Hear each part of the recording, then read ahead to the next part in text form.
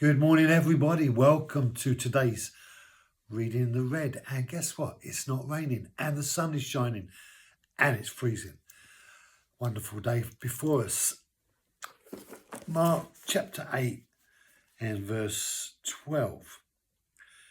Jesus, sighing deeply in his spirit, he said, "Why does this generation demand a sign?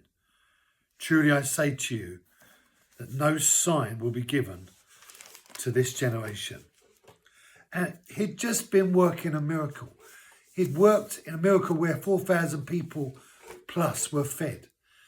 And he arrives at this place and straight away the Pharisees are demanding a sign from him. Show us a sign from heaven, they say. And he says, first of all, with a deep sigh in his spirit, and this sense that Jesus sighs in his spirit, it's like what Romans tells us when Paul says that the Spirit enables us by prayer, sighing deeply, this sense of deep sigh, this travail inside himself as he's frustrated by their constant provocation for him to prove himself. That's what the purpose of the sign was. They wasn't interested in him. They was interested in him proving themselves to them so that they could then follow him. But if we followed Jesus just because of the signs and the wonders, we are on a very sticky wicket. The reality is, walking with God requires faith every day. We need faith to walk with God, to release ourselves to walk with God. Because everything that blesses God comes from faith in God. Hebrews tells us without faith it's impossible to please God. So faith is the assurance of things hoped for, the conviction of things not yet seen. And yet here in this another challenge, they say, show us a sign, prove yourselves that you are from heaven.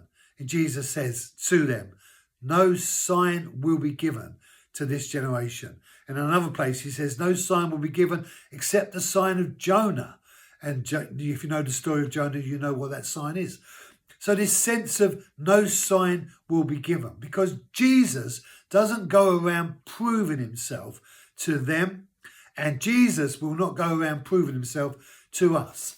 But many people in my encounters tell me, I can't believe in that foolishness regarding the 4,000 being fed and the miracles being done.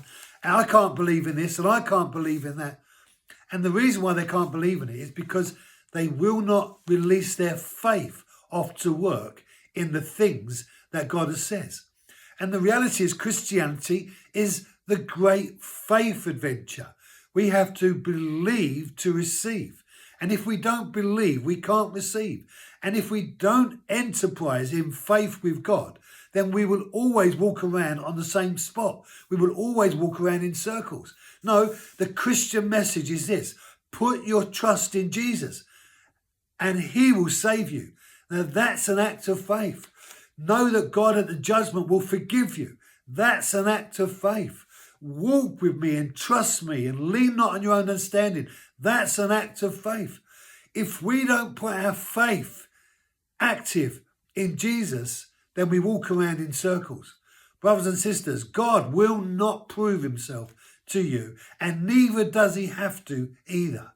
No, we are invited in this gracious mercy to put our faith in him.